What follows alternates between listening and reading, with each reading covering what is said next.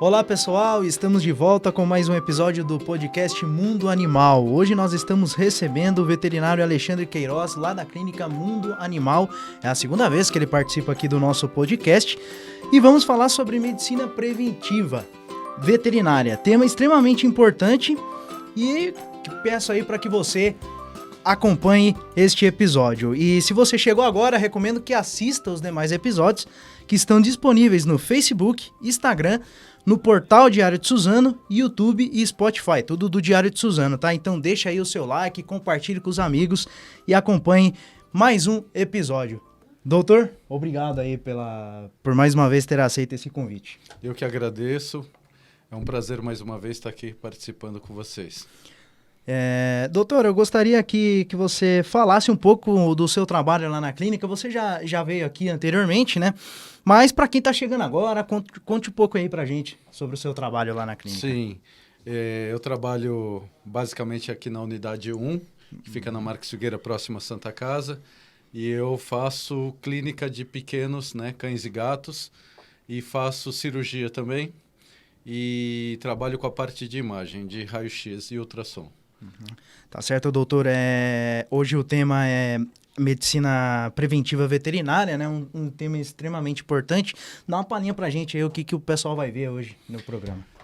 Bom, a medicina preventiva hoje é vamos dizer, um carro-chefe aí da veterinária, pela própria evolução da medicina veterinária nos últimos anos. Então, os tutores já têm um grau de consciência muito grande em relação aos cuidados com o pet. E a medicina veterinária preventiva, ela acaba, como eu disse, sendo o carro-chefe. Porque o intuito, como o próprio nome diz, é você prevenir a doença. Não esperar ela aparecer para depois você tratar. Exatamente. Certo? Uhum. Sempre importante esse tema, né, doutor? E eu gostaria também, antes de passarmos já para as perguntas, para tirarmos as dúvidas aí do pessoal, comentar alguns assuntos com você aqui. Uma notícia que nós vimos aqui no portal G1, que um homem abandonou um filhote de cachorro na casa do vizinho, né? E, é uma notícia bastante absurda, né? E a gente gostaria que você falasse como tem muito filhote, não dá para você cuidar desse filhote, o que você recomenda para a pessoa fazer? Na verdade, realmente é uma atitude lamentável que ainda acontece com bastante frequência. As pessoas querem se livrar, entre aspas, de um problema e acabam transferindo isso para um vizinho ou colocam um animal num carro e levam para um lugar distante e acabam abandonando.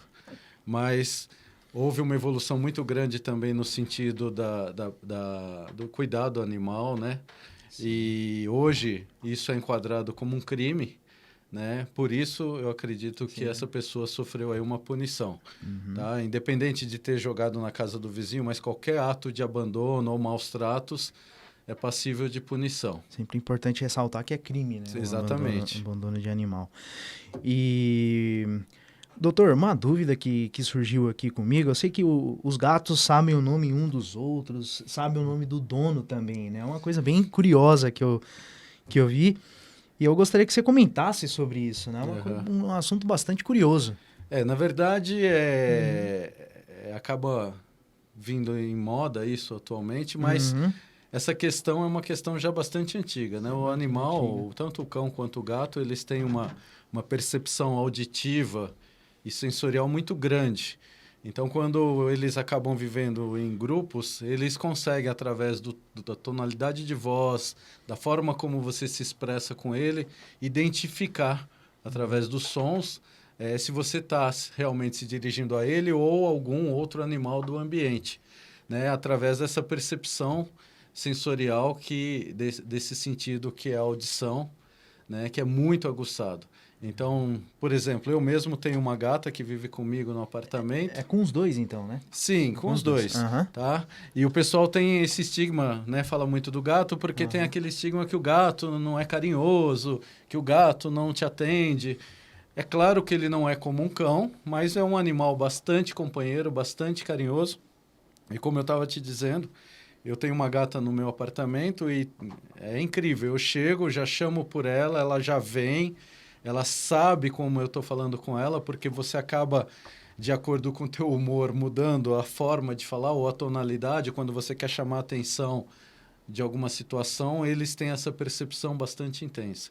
E claro que isso, diante do momento que a gente vive, né, dos cuidados, de tudo que é relacionado a pets, acaba chamando bastante atenção. As pessoas começam a ter essa percepção diferente, principalmente quando você tem mais de um animal no ambiente, porque você se dirige àquele animal, os outros percebem que você está falando especificamente com o animal A ou animal B, entendeu? Tá certo. Então, nós vamos aqui encerrando esse primeiro bloco do podcast Mundo Animal. E na volta, vamos falar sobre medicina preventiva, né? Vamos tirar todas as suas dúvidas sobre o assunto. Voltamos já. O Laboratório Veterinário Pet Lab Sasso realiza exames em animais de pequeno e grande porte, oferecendo aos veterinários agilidade nas análises e resultados confiáveis. Acesse as nossas redes sociais. Pet Lab Sasso, há mais de 15 anos cuidando da saúde do seu pet. Farmácia Dr. Bicharada, a pioneira e exclusiva farmácia de manipulação veterinária do Alto Tietê, com diversas opções de medicamentos, desde cápsulas até deliciosos biscoitos veterinários, tudo com sabor personalizado para o seu amigão. Estamos de volta com mais um episódio do podcast Mundo Animal. Hoje nós estamos recebendo o Dr. Alexandre Queiroz. Vamos falar sobre medicina preventiva veterinária. Vamos tirar todas as dúvidas sobre o assunto. E a primeira pergunta que eu tenho para fazer, doutor, é qual a importância de levar o seu pet para uma avaliação preventiva de check-up? Na verdade, ela tem uma importância muito grande. Porque a partir do momento que você tem esse grau de consciência de fazer o check-up preventivo, você consegue prevenir, né, possíveis doenças, né, que o seu animal ou já esteja passando ou que ele está com uma tendência de desenvolver. E você vai conseguir chegar a esse diagnóstico através do resultado dos exames que são realizados. Certo. E o que será avaliado ali no momento? Quais os exames e os focos desses exames? Tá. Na verdade, primeiro você vai fazer um exame clínico no consultório, né, desse animal. Muitas vezes tutores chegam com uma determinada queixa porque está se coçando ou porque está tendo dificuldade ou de defecar ou de urinar, e muitas vezes você começa a fazer o exame e você detecta outros problemas associados. Por exemplo, formação de placas de tártaro na boca, né? Muita gente dá importância para isso mais pelo lado estético, mas, na verdade, as bactérias que se alojam na boca, tanto do cão quanto do gato, além dos danos que ela provoca, elas também são bastante agressivas para a parte metabólica, como fígado, rim, coração, né? E muitas vezes, através desse exame clínico inicial no próprio consultório, você já tem uma ideia se esse animal tem uma tendência de estar desenvolvendo algum problema associado. E aí, claro, vai entrar o exame laboratorial de sangue, às vezes um exame de imagem que vai ajudar no diagnóstico definitivo. Isso quer dizer, é um problema pequeno que pode se tornar grande. Exato. Se você não tomar o devido cuidado, né? Sem dúvida. E a partir de quantos anos, né, a pessoa já pode levar um animal para fazer esses exames? Olha, não existe especificamente uma idade, tem que ser a partir de tal idade. Na verdade, se a pessoa tiver disponibilidade, mesmo sendo um filhote, a partir de 1 ano, e se puder fazer o check-up preventivo anualmente, ótimo. Agora, existe uma padronização em relação aos cães a partir dos 7 anos, normalmente. Por quê? 7 anos, se você fizer um comparativo com uma idade humana, é um cão que está numa fase de transição entre jovem e idoso, ou seja, seria como mais ou menos uma pessoa a partir dos seus 45, 50 anos, que ainda não está na terceira idade, mas porém já está sentindo as alterações metabólicas. Então, normalmente em cães e gatos a gente já recomenda esse cuidado anual, né, essa consulta de avaliação preventiva e realização de exames complementares a partir dos 7 anos. A partir dos 10 anos, quando ele já é um idoso propriamente dito, se possível, pelo menos a cada 6 meses. Ou seja, você não, a pessoa não precisa esperar acontecer do animal sentir alguma dor ou passar mal para levar. Já ir antes desse. Exatamente. Esperar acontecer Até alguma porque as doenças metabólicas, Uhum. elas são silenciosas. Por exemplo, eu posso estar aqui conversando com você hoje e eu não sei como está o meu colesterol, meu triglicérides. E o cão tem muito disso, né? Colesterol, triglicérides, problemas hepáticos, renais, que só vão dar sinais clínicos quando realmente a doença estiver num grau já avançado. Porque o organismo ele tem mecanismos compensatórios para ir tentando contornar o problema. Só que chega um momento que não dá mais conta e aí vem a sintomatologia. Então, é bastante comum a gente pegar, por exemplo, um animal que clinicamente não tem nenhum sintoma e você vai fazer um exame preventivo, já aparece uma alteração no fígado ou nos rins e isso já dá um direcionamento para que a gente já inicie um tratamento preventivo e precoce. Uhum. E você falou que não tem uma idade certa já para levar, né? Tem alguma frequência certa assim para você levar os filhotes e os animais idosos também para fazer o check-up? Além do cuidado básico que aí entra vermifugação, controle de parasitas como pulga, carrapato, isso não tem idade, você tem que fazer desde filhote mesmo. Vermifugação, o cuidado básico em relação ao metabolismo, né? Como eu te falei anteriormente, você pode fazer mesmo no animal jovem, anualmente, mas a recomendação, assim, onde você tem que ter um cuidado maior e redobrado é com animais a partir dos seus 7 anos.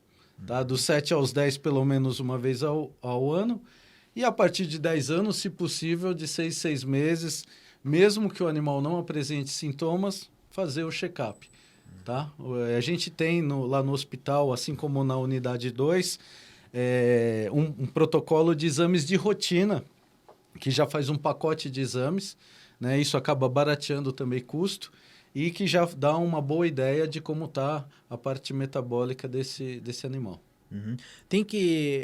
como a pessoa precisa preparar o cachorro ou o gato para esses exames?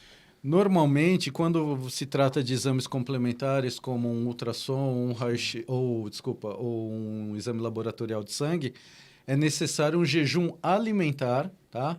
Ou seja, não é necessário retirada da água, mas sim do alimento de pelo menos 8 horas. Aí, cada exame, claro, tem uma particularidade, né? Às vezes, um triglicérides, colesterol, num cão, a gente pede um tempo maior de jejum, por exemplo, de 12 horas. Tá? Mas, em termos gerais, tanto para a realização de um ultrassom como de um exame laboratorial de sangue, de 8 a 12 horas. E nesse período aí, você sabe que cachorro, gato, vê alguma coisa ali para comer, eles vão. O que você tem que prestar muita atenção Sem dúvida. nessa hora, né? Hoje, como boa parte dos cães se alimentam com ração, né, não tem aquela coisa do resto de comida, então, teoricamente, fica até mais fácil para você controlar. Mas não tenha dúvida que você precisa redobrar atenção com as besteirinhas que caem pelo chão, ou com aquela pessoa da casa que é um pouquinho mais teimosa, fala, tadinho, tô com dó, vou dar um pedacinho. Então, deixar bem orientado, porque muitas vezes o animal não faz o jejum adequado, você faz o exame e aí vem a alteração. E aí você não vai ter como saber se aquela alteração que apareceu no exame é porque realmente ele está com o problema ou se porque está relacionado à besteirinha que ele comeu, um alimento ou alguma coisa que ele pegou do chão. Então, quando se trata de jejum alimentar para a realização de exames, é importante que o tutor tenha certeza que ele está num local onde não tem a possibilidade dele ingerir nada. E entra nesse assunto, né, de medicina preventiva, as vacinas, né? Sem dúvida. E quais são as principais, eu gostaria que você destacasse aí pra gente, quais são as principais vacinas, tanto para os cães como para os gatos? Tá. Você tem uma gama enorme hoje de vacinas para cães, tá? Mas, basicamente, o filhote inicia um esquema vacinal aí por volta dos seus 45, 50 dias, tá? Registrando que é muito importante, antes de vacinar, fazer uma consulta de orientação com o veterinário, para saber dos cuidados básicos, porque a vacina é apenas um dos cuidados. Com filhote, principalmente, você tem que ter um conjunto de cuidados. Tão importante quanto a vacina é a alimentação, a vermifugação, os cuidados de manejo do dia a dia. Até a forma de se alimentar corretamente o animal acaba sendo uma questão de prevenção. E em relação às principais vacinas, hoje a mais comum da linha ética feita em clínicas ou hospitais é a V10, que protege contra as principais doenças, principalmente doenças que você não tem cura específica, você tem apenas a prevenção. E existem algumas vacinas complementares, né? A gente usa o termo complementar porque se o seu animal pegar essa determinada doença, você tem a possibilidade de tratar. Tá? Que são as vacinas contra a giardia, que é um protozoário que afeta toda a parte gastrointestinal, e a vacina da gripe canina. Na verdade, gripe é um termo mais comercial, mas ela protege contra 2 bactérias que afetam a garganta. Então, gera um quadro inflamatório na garganta e o animal fica tendo sintomas de engasgo, de uma tosse seca. Então, essas vacinas são complementares. E para felinos, basicamente, hoje a mais comum é a quádrupla felina.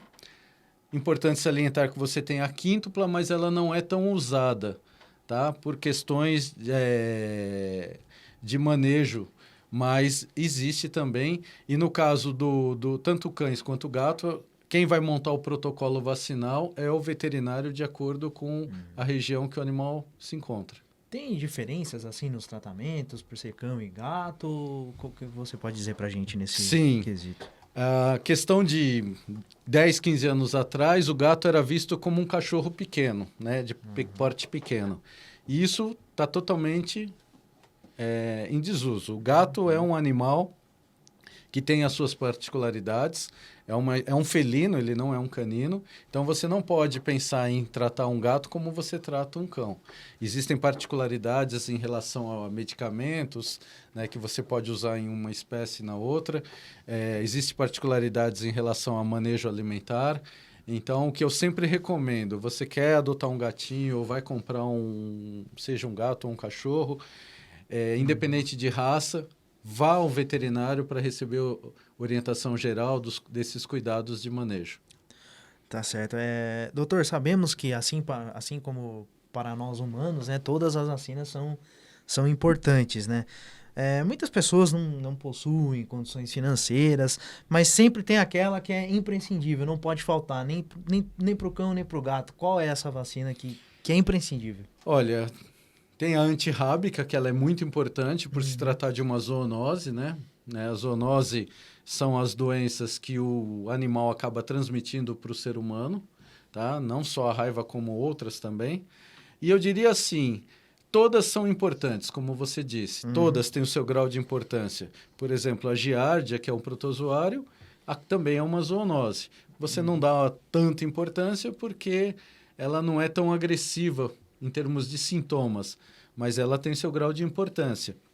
Agora, falando apenas em relação à saúde do animal, o esquema básico vacinal acaba sendo mais importante porque ele previne contra as principais doenças que você não tem cura específica. Então, por exemplo, a sinomose é uma doença viral que, se o seu cão pegar, infelizmente existe uma grande chance dele ir a óbito ou, eventualmente, se for o caso, precisar de uma eutanásia por questão que a doença evolui de forma tão agressiva que o animal passa a não ter qualidade de vida. E você vai prevenir essa doença de forma segura através das vacinas. Tá certo.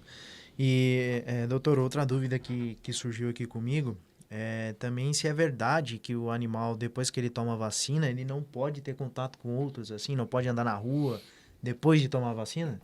Na verdade, é assim, esse cuidado maior a gente recomenda principalmente com os filhotes, porque o filhote, quando ele desmama, né, quando ele é um filhote, ele tem os anticorpos maternos, mas a partir de uma determinada idade, geralmente os seus 60 dias, aí, por volta dos 2 meses, essa imunidade materna começa a baixar. É onde entra o papel da vacina.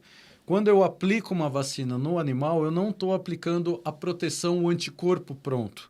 A vacina é um estímulo que vai agir no organismo do animal e fazer com que ele produza anticorpos. Então, se eu apliquei uma vacina hoje no meu gato, no meu cão, essa resposta vacinal vai ocorrer, no mínimo, nos próximos 15 dias. É o período que o sistema imunológico dele vai levar para responder a essa vacina. Então, durante o processo vacinal, por que não sair à rua?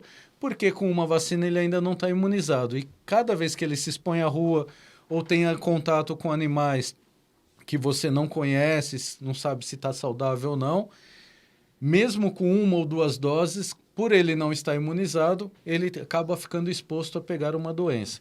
Então, durante o processo vacinal, a gente recomenda não saia à rua, não tenha contato com animais que você não conheça, evita de ter uma rotina de banho, porque isso tudo pode mexer com a imunidade durante esse processo de resposta vacinal. Já num animal adulto que teve toda uma base vacinal, por exemplo, tomou a vacina hoje, o reforço, está vencendo, você atualizou, teoricamente esse animal já tem uma carga de anticorpos boa e você apenas está reforçando esse sistema imunológico. Então, com os filhotes aí que tem que ter essa atenção. O cuidado maior com os filhotes. Com o adulto é aquele caso, poxa, mas meu cachorro já está 6 meses com a vacina atrasada. Eu vou vacinar hoje, amanhã eu posso dar um banho? Aí a gente recomenda não, evita, para não ter nada que atrapalhe o processo de resposta vacinal. Vamos supor que a pessoa seja gato ou cachorro, o animal esteja doente. Ele não pode tomar a vacina? Também é verdade isso? Sim, é verdade, porque o que acontece? A vacina, como eu falei anteriormente, ela vai obrigatoriamente mexer com o sistema imunológico. Então, se eu tenho um animal que já está doente, essa doença em si já está provocando uma resposta imunológica no organismo do cão ou do gato. Quando você entra com uma vacina num animal que está doente, você pode ter uma situação inversa. Não que a vacina vá provocar a doença, porque a doença já está ali. Mas a vacina vai debilitar um pouquinho mais esse sistema imunológico que já não está bom. E, principalmente, o fator principal, você não vai ter a resposta vacinal adequada. Por quê? Porque esse sistema imunológico não está em condições de promover uma resposta vacinal. Então, teoricamente, você acaba tendo 2 prejuízos. O prejuízo para o organismo do animal e o prejuízo financeiro de perda de um produto de qualidade que não vai atingir o objetivo porque aquele animal está, naquele momento, doente. A gente estava falando dos filhotes agora, com relação aos pets idosos. Eles precisam ser vacinados também, né? Assim como o cachorro adulto e o filhote, obviamente. Sem dúvida. Existe um mito que a pessoa fala, poxa, mas já tem mais de 10 anos, 12 anos, precisa vacinar? Sim. Assim como os humanos, os pets, existem 2 fases da vida que o sistema imunológico é mais sensível, tá? Ou seja, você está mais susceptível a doenças. Fase de filhotes e fase idosa. Você pode ver a maioria das campanhas vacinais, aí nós passamos por isso, ainda estamos passando, sempre prioriza o idoso primeiro, né? Principalmente por causa dessa questão do fator idade. Então, não tenha dúvida, tem que fazer sempre o reforço anual, não importa a idade. Tá certo. Nós vamos para mais um rápido intervalo. Na volta vamos dar continuidade ao assunto. Vamos falar da questão da alimentação. Voltamos já.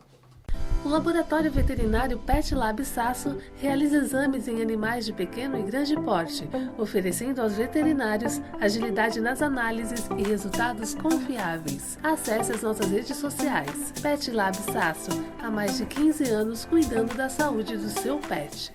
Farmácia Dr. Bicharada, a pioneira e exclusiva farmácia de manipulação veterinária do Alto Tietê, com diversas opções de medicamentos, desde cápsulas até deliciosos biscoitos veterinários, tudo com sabor personalizado para o seu amigão.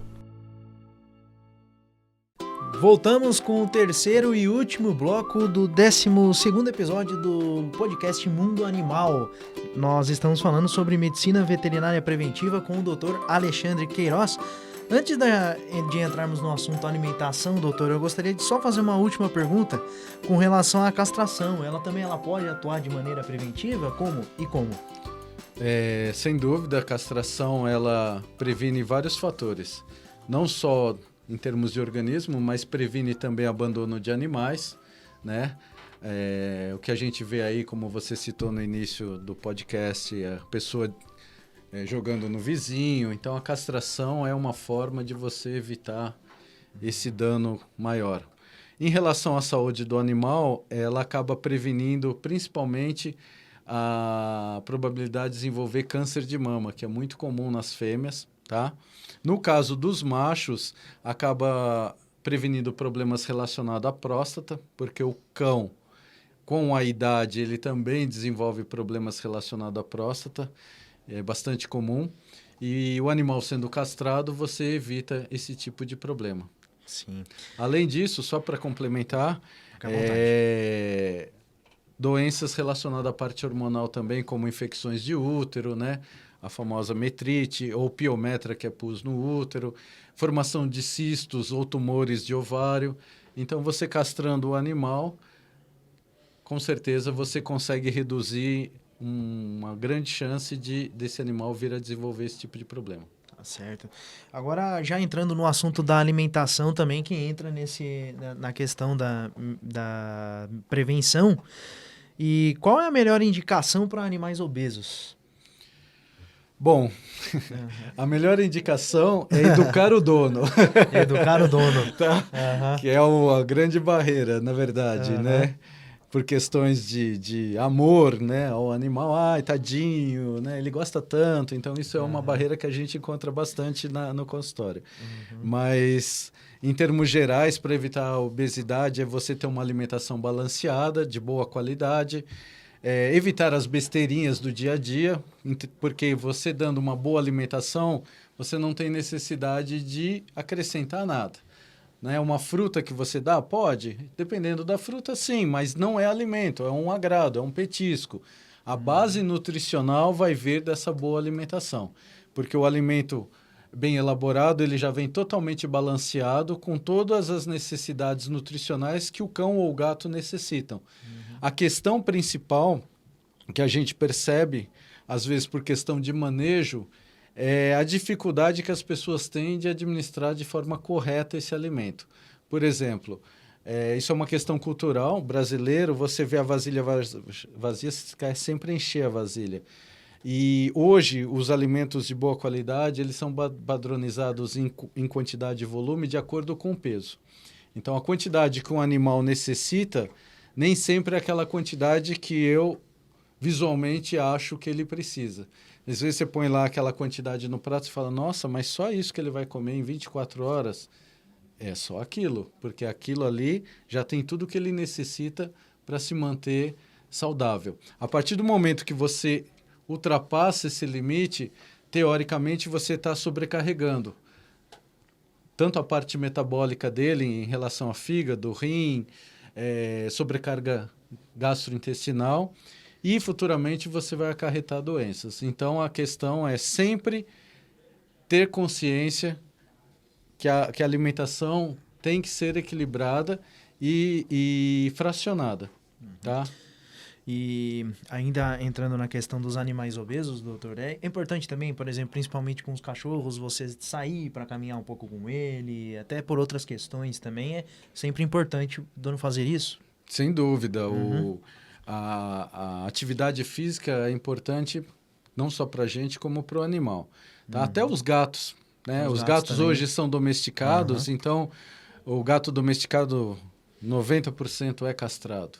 E a partir do momento que você castra, normalmente vai ter uma alteração metabólica e o animal vai desenvolver um certo sedentarismo. Então, qual o grande problema que leva à obesidade? Comida à disposição o tempo todo, pouca atividade física, né? E alteração do metabolismo. Então, isso gera ganho de peso, obesidade, e junto com a obesidade vem as doenças. Tá? Então, quem tem um cão, principalmente, é importante o passeio diário. Se for um cão de atividades como um border collie, cães mais agitados, você tem que ter um cuidado diferenciado. Uhum. E tem uma ideia aí de quantas vezes por semana você sai ou não? Olha, uma vez, por exemplo, é o suficiente? O ideal, se você puder dar uma voltinha com o seu animal todo dia, nem que seja uma voltinha no quarteirão, para estimular a atividade, manter a musculatura ativa, né? E também ser um momento de interação entre tutor e o pet, né? Seria o ideal. Eu sei que hoje a gente vive uma vida muito corrida, enfim, nem sempre isso é possível, tá? Mas se puder, tentar fazer o esforço de pelo menos um final de semana ter um momento para você promover esse bem-estar para o seu pet. Uhum. Você estava falando agora há pouco, né, dos restos de comida. Resto de comida e ossos, pode ou não pode? Não pode. Tá? Hoje já tem uma força muito grande a alimentação, vamos dizer assim, natural para animais. Isso é uma vertente muito grande na veterinária, tá?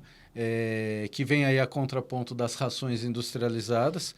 Mas quando a gente fala em alimentação natural, não quer dizer que eu vou dar o alimento que eu como.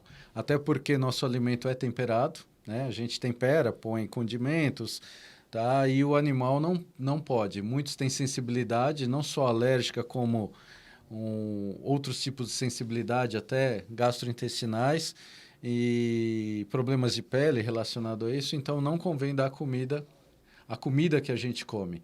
Tá? Osso, então, nem pensar. Tá? A gente vê que as pessoas têm um grau de consciência em relação ao osso do frango, porque é um osso que quando fragmenta ficam pontas, acaba machucando, mas um osso de costela, tá? Acaba sendo perigoso também. Tá? Então, eu aconselho osso fresco. Peguei no açougue e vou dar para o meu cachorro. Aquele osso in natura tem muita bactéria. Às vezes, seu cachorro não é acostumado, pode ter problemas. Uhum. E na hora de comprar uma ração, alimento para o cachorro, o que o dono precisa se atentar na hora de comprar essas ações? Olha, principalmente em relação à qualidade, tá? Qualidade. Hoje você tem uma gama enorme de rações aí no mercado, tá? Com todo tipo de preço. E é claro que não existe mágica. Não é que a empresa que vende baratinho, ela é boazinha e quer te fazer uma ração. Não. É tudo questão de qualidade. Uhum. Às vezes você se baseia só pelo balanço. Proteína bruta, por exemplo. Tá, proteína bruta é um índice, mas muitas rações com menor qualidade, elas complementam a proteína com proteína de origem vegetal. E, às vezes, o cão, por ser um animal carnívoro, necessita de proteína de origem animal. Então, o que eu aconselho? Você tem várias marcas, né? Não quer dizer também que a melhor marca do mercado vai ser a melhor marca para o teu cão.